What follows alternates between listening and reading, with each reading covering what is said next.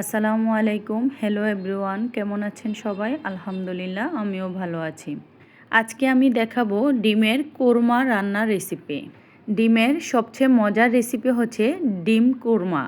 যারা আগে কখনো ডিম কোরমা রান্না করেননি তারা এই রেসিপি ফলো করলেই সহজেই ডিম কোরমা রান্না করতে পারবেন। তো কথা না বাড়িয়ে চলুন মূল রান্নায় চলে যাই। প্রথমে আমি ইলেকট্রিক চুলায় সবগুলো ডিম একটু লবণের সাহায্যে সিদ্ধ করে নেব।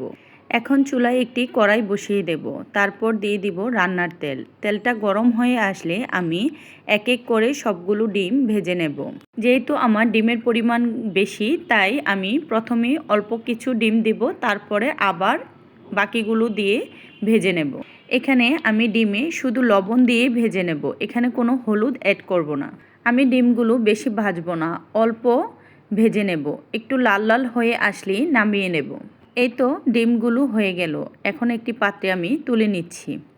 তারপর বাকি ডিমগুলো আবার দিয়ে দেব। এই ডিমের কোরমা পোলাও, বিরিয়ানি যে কোনো কিছুতে সার্ভ করতে পারেন। এখন সবগুলো ডিম আমি দিয়ে দেব, তারপর দিব সামান্য পরিমাণ লবণ। আবার ভালোভাবে নেড়ে চেড়ে ভেজে নেব। এই তো ডিমগুলো ভাজা হয়ে গেছে। এখন আমি একটি পাত্রে তুলে নেব। সবগুলো ডিম তুলে নেওয়ার পর ওই একই তেলে আমি দিয়ে দেব আস্ত এলাচ।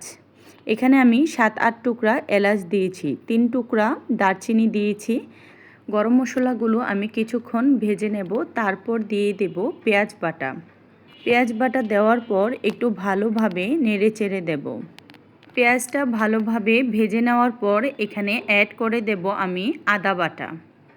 এখানে আমি একটু পরিমাণ মতো আদা বাটা দিয়েছি। তারপর দেব রসুন বাটা। এখন সবগুলো উপকরণ ভালোভাবে ভেজে নেব। 1.5-2 মিনিটের মতো আমি মশলাটা ভেজে নেব। তারপর দিয়ে দেব বাদাম বাটা। তারপর দিয়ে দেব লবণ। তারপর দেব জিরার গুঁড়া, ধনিয়ার গুঁড়া। এখন আমি অ্যাড করে দেব সামান্য লাল মরিচের গুঁড়া।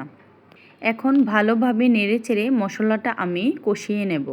এই পর্যায়ে এসে আমি সবগুলো ডিম অ্যাড করে দেব।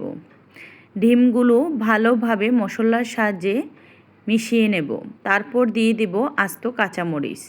তারপর এখানে অ্যাড করে দেব গরুর দুধ। এই পর্যায়ে আমি একটু কেওড়া জল দিয়ে দেব। এটা একেবারে অপশনাল, চাইলে তোমরা স্কিপ করতে পারো। এখন ডিমগুলোকে ভালোভাবে নেড়ে চেড়ে ওপর নিচ করে দেব, চুলার আঁচ মিডিয়ামে রেখে। এই পর্যায়ে এসে আমি দিয়ে দেব পেঁয়াজ বেরেস্তা। পেঁয়াজ বেরেস্তাটা আমি আগে থেকে করে রেখেছিলাম। হয়ে গেল ভীষণ মজা কোরমা রান্না।